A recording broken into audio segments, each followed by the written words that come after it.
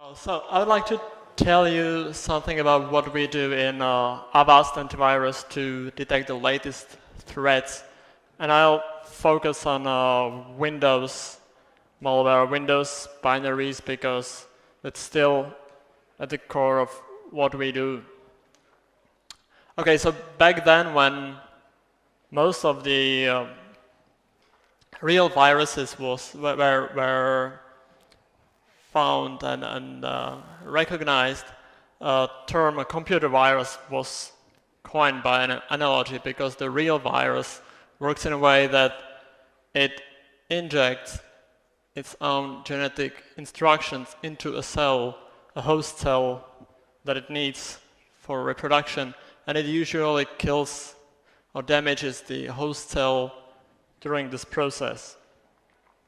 And there was something very similar to this, when this box now is an executable file, and the virus in the original sense injects its code inside the file, usually used to damage the file. But nowadays, we've got malware. And malware is something a bit different. It's usually a standalone executable. It's trying to take over the machine or steal the user's data. And we can use another analogy to explain you what are the current problems for us. Because, well, how do you recognize a thief? You can have a thief that's like prophylactic. Or you can have a thief like this guy from Home Alone that's kind of dumb. Or you can have a thief from Wall Street that's kind of pretty smart. And well, first you say, it's easy, those people steal things. But then if you try to follow the behavior closely, there is not much resemblance in between of those people. So what you need is a judge to decide where they cross the line, where they do something they shouldn't be doing. And for an AV industry, this judge is the malware analyst. Still, there has to be someone who decides. But here we got one more layer in the malware in our industry, because the thieves that you've seen in the pictures are rather malware families, not the malware files.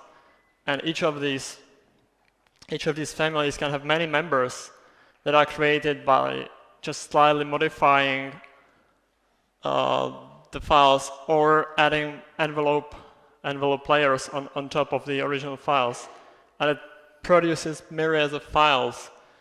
We got like 300,000 such files every day. And that's just too much work for our analysts to judge it manually if it's like doing the right thing. So here I present you the solution right ahead, and then we will go through how we get to this. You want to do something in a way that you get the query, the new file that you're supposed to decide if it's good or bad. And you look around in all the samples that you already know and decide it to be evil or not evil. And if you find that this guy goes to the very vicinity of the bad ones, well, that's a hint. Probably this guy is bad as well. Or actually, it works pretty well. It's what we tested. And to do this, you need to find the similar files. And to find similar objects in this kind of machine learning setting, you usually do two things, like you select the representation of the object, and then you need a distance function that tells you how similar or how unsimilar those two things are. So for the file vector, we create a fixed size feature vector that's extracted from the P format. We try to stay as close to the original format as possible, so several fields in there are just the values of various structures, and there are some more dynamic features, but we keep it secret. And there's like one thing I like to point out, because the format is pretty complex, and we wanted to be sure that even for the damaged files and the corner cases, we get the same results. So we want some lengths to keep the code in just single copy. There's no duplication. Everyone who needs to extract the things uses the C code that we got. And then we got the distance function. And this distance function was basically handcrafted to fit our feature vector, and we designed a special distance operator for each of those features to play well with the semantics of the field. Here you got some examples, like we get the equality, we get log transforms, we got order transforms, and then we scaled the values to contribute kind of equally to the distance. Now for the data that we got, here you got something like a map of our files. This is a sample of about 1 million files, and the green ones are the good ones, the red ones are the bad ones, and the colorblind among of you have to believe that the bottom is red. And you see in the data that first, they actually separate quite nicely, and they form kind of clusters quite often. So this is the property of the space that we use for this easy classification. The count or the size of the data set is like 60 million points that we use, and most of it is clean, because the malware evolves much faster than the clean stuff, so it doesn't make much sense to keep the old things in the data set. So our first implementation was GPU based. It was because it's like analytical processing, so it was a column-oriented database. So this diagram shows like you get a record and you collect all the same features and put it into one block of memory. And due to this high memory throughput of GPUs and massive parallelism, we are able to implement the features just quite naively, no special optimizations. But when your data grows, you have to start adding the GPUs, and when you're out of the server slots, you have to add more servers, and it's getting more and more tedious. But still, you got the neighbors now, and you want the machine to do the classification for you as well. So we had some design requirements. Like first, we wanted to be able to find easily what caused the mistake, because there is some process when the users do not like our classification, there is a false positive reports, and we have to be able to react very quickly. So this was the first requirement, and well, it's like a combination, like, okay, you need to find the culprit, we need to fix it. So what we ended up with was an instance-based classifier, and we actually took just the closest points from the good and the bad sides. So what you get is this pretty nice decision space, a plane where you can just draw a polygon and say, this is the evil. And it actually works pretty well, partially because of the data shape that you've seen on the map. And then, using the system for like 2 years, we decided that it's time to do some optimizations. So here you can see where you can get if you invest into optimizations. So instead of this flat list search, we use the VB tree. Then we use this, because we are already sure that this classification makes sense. So we use the properties of the polygon to do a bounded search. We are not searching for the closest, nearest neighbors, but for some neighbors that are close enough. And we additionally optimize the distance function in assembly. And we get something that's like 100 times faster than the GPU version. So this is the VP3 kind of an art. And now I get to the deployment of the whole thing. So our users run the files, and the first thing the endpoint asks the cloud how much users in the world have seen this file. And if it's just a few, I won't tell you the exact numbers, but if it's low enough, we investigate that file very thoroughly. And this is where it gets. The original system was called Medusa, and first only this link was there, so there was kind of a slower turnover here, but getting this super fast CPU version, we actually added this link where the users can actually query the system online, so we get much better protection for the user base. And then the antivirus always is about generating some kind of definitions, virus definitions, because the nice property of the virus definition is that it recognizes many variants of the single file. So we built a system that is creating rules. And if any one of you has Avast, this is what you've seen, because this manifests as Win32 EvoGen. This is the rules that are automatically generated on clusters of files. Remember the map, like if you've seen a spot that's like clearly cut out, we can generate a rule that just covers the whole cluster at once. But the point here is that actually the problem is completely different. To generate the rules, you need to query the system many times. It's a different way than in the classification. So all the work that has gone into optimization of the classifier was not usable here, so we still use the GPU machines to do the rules. So this is like this scaling.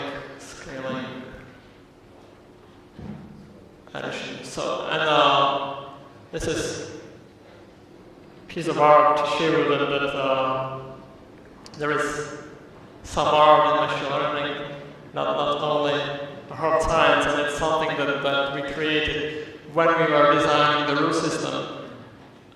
We needed to see how they interact with the rest of the ecosystem. Like the blue ones are the new rules generated by our new system back then, and the green ones and yellow ones and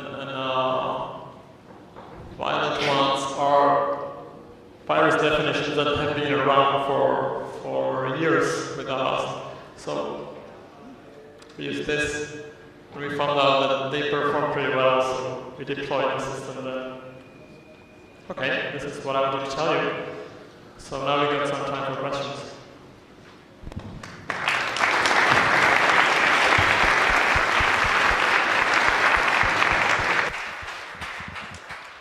Actually, we have plenty of time for questions. Really? That was that fast.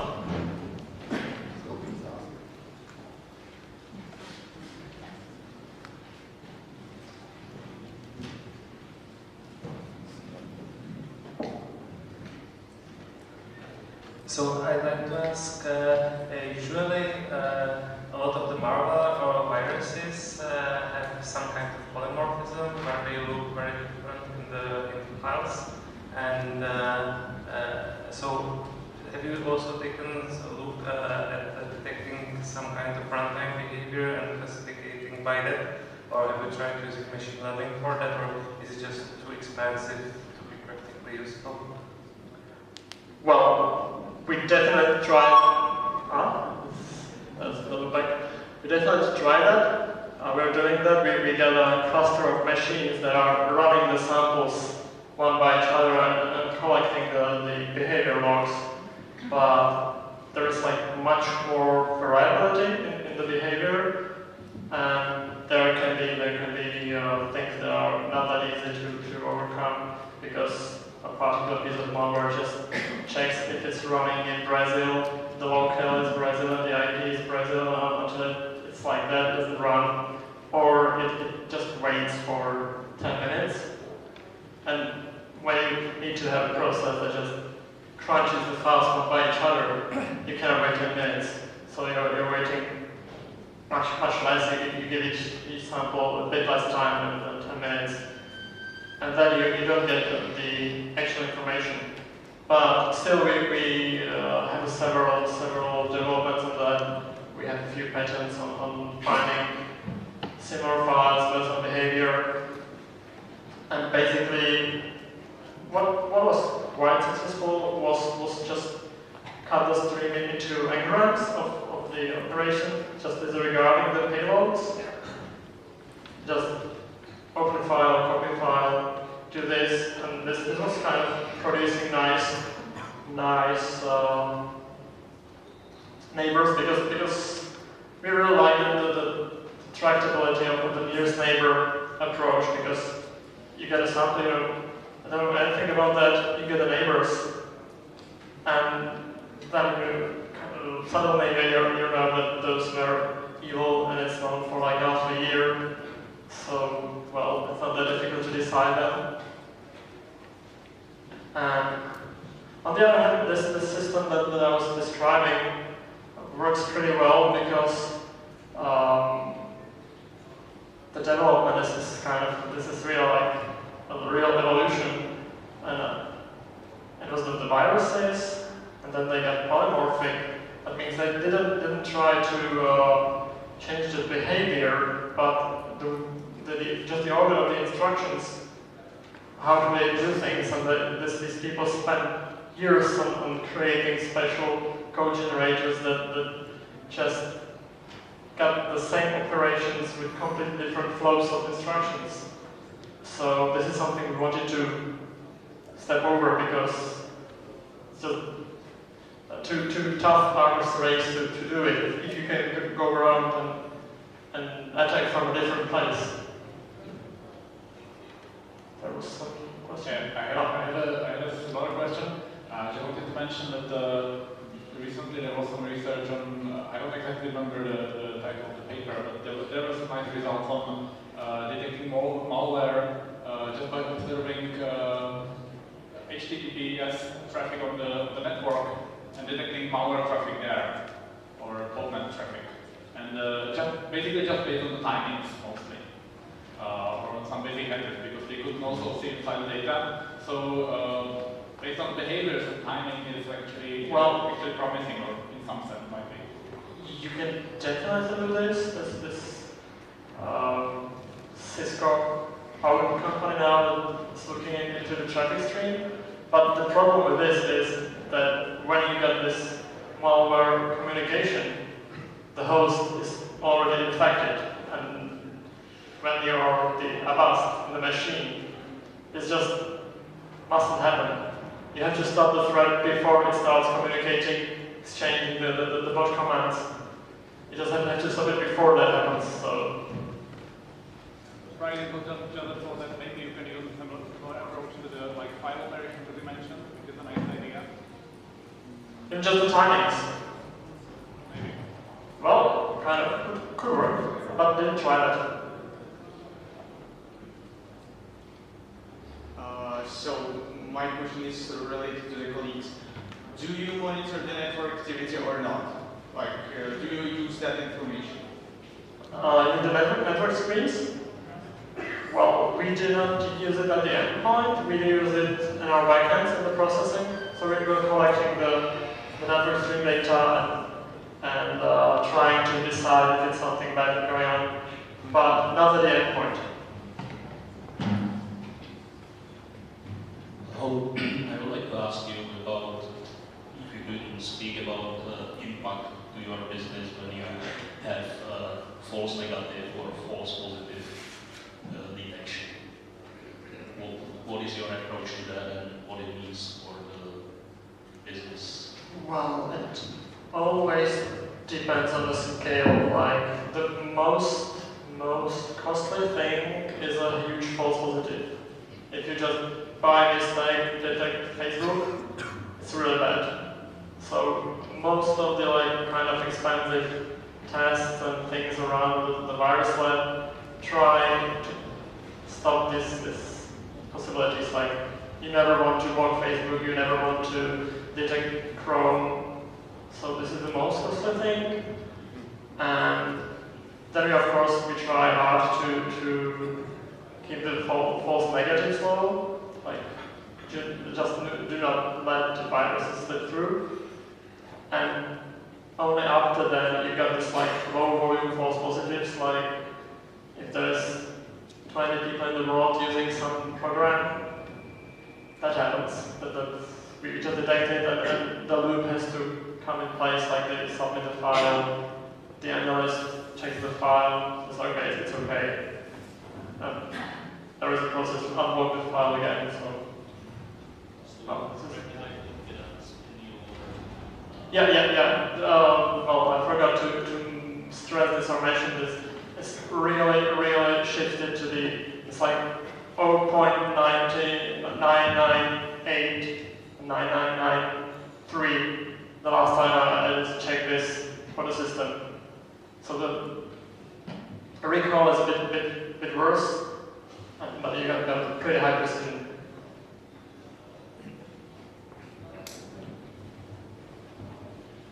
On the ground, illustrating the good and bad software, or with the this one? Yeah, this one. Okay, exactly. Do you know what or what programs on the little green island in the red area? You mean the mixture? This part? No, in the right bottom corner. Right, this one? Okay, sorry. Yeah, this one. Sorry, I don't know, and this is a bit, well, I gotta guess, because there is some kind of gray zone. I didn't talk about that because I didn't want to go into the details. Like, you got this like adware things that are trying to evade detection, so they create a lot of file versions. But still, they are not really bad. It's not ransomware, it's not encrypting your files. They're just popping up the windows or things like that. So usually, it like happens that something is close to the other things, and we just decide the judge decision. This is okay. It's like it's not that bad, and there is a new law saying that okay, we pop up ads for giving you a translator. So, but if they kind of use, because there is even like a kit, you can buy a kit that's shady, that's gray, and use that kit to distribute your software. And if that kit is like shady, you end up close to malware because there are other people that use the same kit to distribute bad things. So, and actually, the other thing is that this is not that like fixed. Like it's just teasing. So the things sometimes just float around.